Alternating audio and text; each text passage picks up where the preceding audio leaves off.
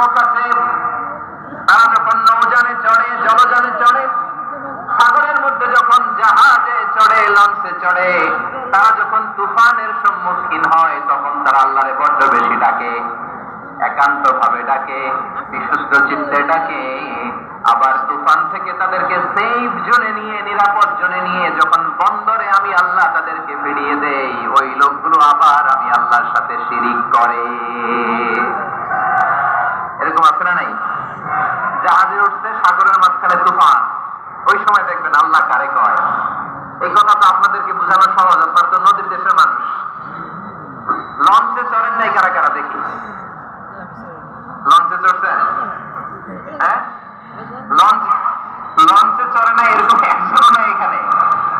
আচ্ছা, লঞ্চে উঠছেন কে কে দেখি? মাশাআল্লাহ, মাশাআল্লাহ, মাশাআল্লাহ। ঠিক আছে, আপনাদের বোঝানো সহজ। আচ্ছা, লঞ্চে উঠে তুফানের সম্মুখীন হয়েছেন, জলোচ্ছ্বাস সবাই? মাশাআল্লাহ।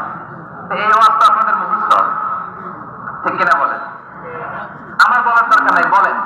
মাঝ নদী, তুফান, জলোচ্ছ্বাস, জলের মধ্যে উচ্ছ্বাস, ঢেউ, টর্নেডো, সাইক্লোন, মেঘের ঘন ঘটা, পরিবেশ ঘুটঘুটে অন্ধকার, লঞ্চ একবার এদিকে আরেকবার ওইদিকে, ভিতরে কি অবস্থা হয় বলেন তো? হ্যাঁ, তখন মুসলিম আল্লাহর ডাকে, হিন্দু আল্লাহর ডাকে, ঠিক কিনা বলেন? আস্তিক আল্লাহর ডাকে, নাস্তিক আল্লাহর ডাকে, ঠিক কিনা? লঞ্চের ভেতর, স্টিমারের ভেতর কান্নারের রোল পড়ে যায়, চিৎকারের রোল পড়ে যায়, সবার মুখ দিয়ে শুধু একটা আওয়াজ, লা ইলাহা ইল্লাল্লাহ, লা ইলাহা ইল্লাল্লাহ, লা ইলাহা ইল্লাল্লাহ, সুবহানাল্লাহ, আলহামদুলিল্লাহ, লা ইলাহা ইল্লাল্লাহ। আল্লাহ নামের জিকির করবে যারা, আল্লাহর কাছে প্রিয় তারা, আল্লাহর কাছে প্রিয় যারা, জান্নাতে প্রবেশ করবে তারা, জোরে লা ইলাহা ইল্লাল্লাহ, লা ইলাহা ইল্লাল্লাহ, লা ইলাহা ইল্লাল্লাহ, মুহাম্মাদুর রাসূলুল্লাহ সাল্লাল্লাহু আলাইহি ওয়াসাল্লাম। আমার প্রিয় পটুয়াখালীবাসী, তাহলে লঞ্চের ভেতরে যখন আমরা তুফানের মধ্যে পড়ি, তখন সবাই মিলে আমরা একটা নামের জিকির করি। নামটা কার? আল্লাহ। মুসলমানেরাও ডাকে, হিন্দুরাও ডাকে, আস্তিকও ডাকে, নাস্তিকও ডাকে, সবাই ডাকে একজনকে, তিনি কে? আল্লাহ। আবার দেখবেন ওই আল্লাহ তুফানের পরে, ঝড়ের পরে ওই লঞ্চটাকে যখন সদর ঘাটে ফিরিয়ে দেয়, আবার আমরা নাফরমানি শুরু করে দেই। সে কথাই আল্লাহ বললেন, ফাইদা রাকিবু ফিল ফুলকি দাআউল্লাহ মুখলিসিনা লাহুদ্দিন, ফালাম্মা নাজ্জাহুম ইলাল বাররি ইযা হুম ইউশরিকুন। সাগরে যখন তুফানে পড়ে আমি আল্লাহর ডাকে, আবার আমি আল্লাহ যখন বাঁচিয়ে দেই, আবার আমি আল্লাহর সাথে শিরিক শুরু করে, আমরা কি এরকম হতে চাই নাকি? এরকম করবেন? হ্যাঁ, না, আমরা তুফানে পড়লে আল্লাহরে ডাকি, আবার বাঁচায় দেওয়ার পরেও ডাকি কারে? আল্লাহকেই ডাকি। বিমানের মধ্যে মাঝে মাঝে দেখবেন যে এয়ার টার্বুলেন্স হয়, জানেন? এয়ার টার্বুলেন্স জানেন তো? মাঝে মাঝে বিমানটা বাউন্সিং করে, বাম্পি, ভেরি বাম্পি ওয়েদার, শোনেন নাই? 40,000 ফিট উপরে যখন থাকে, তখন পাইলট মাঝে মাঝে বলে, dear passengers, ladies and gentleman, right now we are flying 40,000 feet above the ground and we are passing very air turbulence, very heavy air turbulence right now. Please fasten your seat belt. দেখবেন মাঝে মাঝে বলে যে, ভদ্র মহিলা, ভদ্র মহোদয়গণ, আমরা 40,000 ফিট উপর দিয়ে যাচ্ছি আর এয়ার টার্বুলেন্স ফেস করছি, মেহেরবানি করে আল্লাহর হস্তে সিট বেল্ট বাঁধুন। তখন বিমানটা এরকম বাউন্সিং করে, শেকিং করে। আপনারা মুখোমুখি হয়েছেন? ইদানিং এই এয়ার টার্বুলেন্স বেড়ে গিয়েছে। গত বছর আমার ইন্টারন্যাশনাল অনেকগুলো ফ্লাইট ছিল, আমি দেখলাম যে আগের ফ্লাইট গুলোর তুলনায় এখন এয়ার টার্বুলেন্স খুব বেশি। আমি একটু রিসার্চ করে দেখলাম ক্লাইমেট চেঞ্জের কারণে, জলবায়ু পরিবর্তনের কারণে আকাশের বাতাসের মুভমেন্টে পরিবর্তন হয়েছে, ফলে এখন বিমান শেকিং করে বেশি, বাউন্সি, বাম্পি ওয়েদার।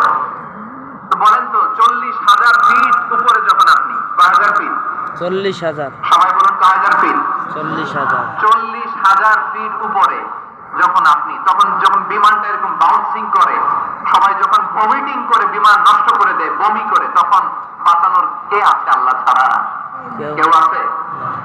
ওই মুহূর্তেও সবাই মিলে একজন ডাকে আওয়াজ করে বলেন তিনি কে? মাঝে মাঝে কিছু সোশ্যাল মিডিয়ায় কিছু ভিডিও পাওয়া যায় যে হেভি যখন এয়ার টার্বুলেন্স হয়, 10 সেকেন্ড 15 সেকেন্ডের কিছু ভিডিও পাওয়া যায়, বিমানটা এরকম বাউন্সিং করছে, বাম্পি ওয়েদার, কাঁপছে, মানুষগুলো বমি করছে, অক্সিজেন মাস্কগুলো সব ঝুলে পড়েছে, বিমানটা শুধু কাঁপছে। তখন দেখবেন বিমানের ভেতরেও এরকম লঞ্চের মতো চিৎকার আছে না নাই? আছে। বিমানের ভেতরেও তখন চিৎকার। গত বছর হিথ্রো এয়ারপোর্ট থেকে সিঙ্গাপুর এয়ারলাইন্সের একটা flight, Heathrow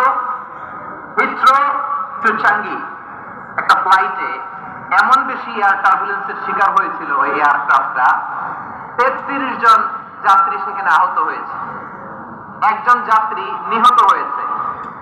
cabin cruise, air hostess যারা আছে, একজনের নাক ফেটে, চোখ ফেটে, কপাল ফেটে, ব্লিডিং হয়ে শয়লাম।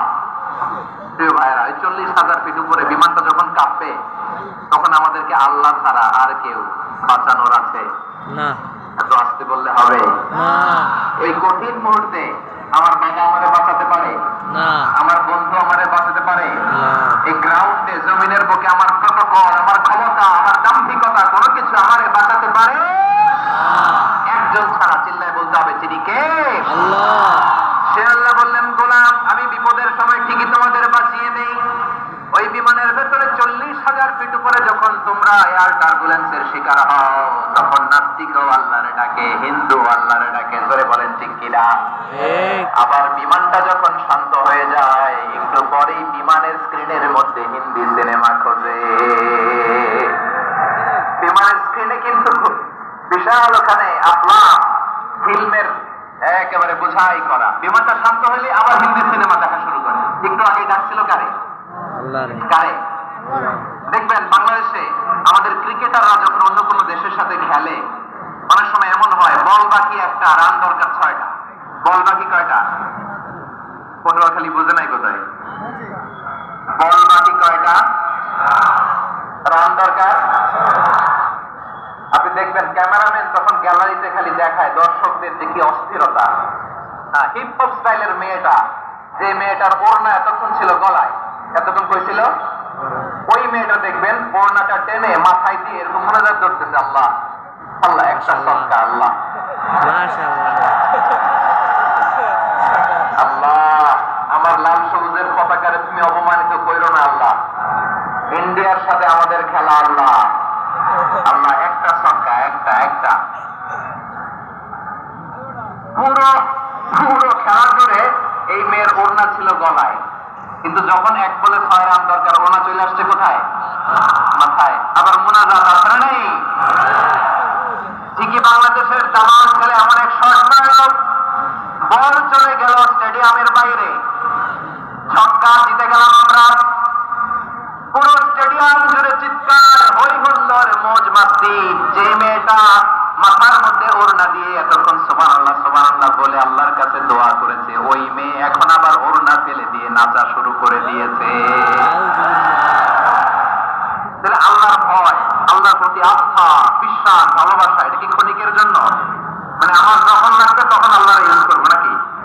হ্যাঁ, বিপদে আপদে, সুখের সময় দুঃখের সময়, সচ্ছল অসচ্ছল অবস্থায় বিশ্বাসীরা ভরসা রাখে একজনের উপর। চিৎকার করে বলে পটুয়াখালী তিনি কে? সে আল্লাহ বললেন, গোলাম মনে করো না জাহাজ থেকে সদরঘাটে ভিড়িয়ে দিলাম তুমি নিরাপদ হয়ে গেছো, মনে করো না 40,000 সেফ ল্যান্ডিং এর পরে এয়ারপোর্টে নেমে গেলেই তুমি নিরাপদ হয়ে গেছো। বলা যায় না। বিপদ কি শুধু সাগরে আর আকাশে? ঘরের বিপদ, ঘরের ভেতরও বিপদ আসতে পারে কি পারে না? এজন্য সূরা মুজাম্মিল বললেন, আমিনতুম মান ফিস সামাই আন ইয়াখসিফা বিকুমুল আরদা ফাইদা হিয়া কিছুক্ষণ পরে দেখলাম না তোমরা কি ভাবছো তোমরা নিরাপদ? ঘুরিতে লে একটা ঘুরিতে সাগরের মধ্যে তুফান, আল্লাহ আল্লাহ ডাকলাম, সবার কাছে নিয়ে পড়ছে, বেঁচে গেছেন তো আপনি। আর পাবে আপনার আল্লাহ। আল্লাহর তো সাগরের মাঝখানে তো আল্লাহ আপনার পাইছিল, আর তো পাবে না। এক আর পাবে আপনারে, ঘুরিতে পর্যন্ত আর দেখছি আল্লাহ ধরতে পারবে আপনারে। ওই লেখা ঘুরিতে ও ঘরের ভেতর বিপদ দিয়ে আটকাতে পারে কে? আইছো 5 স্টার 7 স্টার হোটেলের ভেতরেও আমাকে বিপদের মধ্যে ফেলে দিতে পারেন কে? পটুয়াখালী শহরটা আর কি আল্লাহ বলেন, তোমরা কি ভেবেছো তোমরা নিরাপদ? আমি চাইলে ল্যান্ডস্লাইড, ভূমিধস দিয়ে 1 লক্ষ এক মুহূর্তে নিয়ে যেতে পারি। এক সুনামি দিয়ে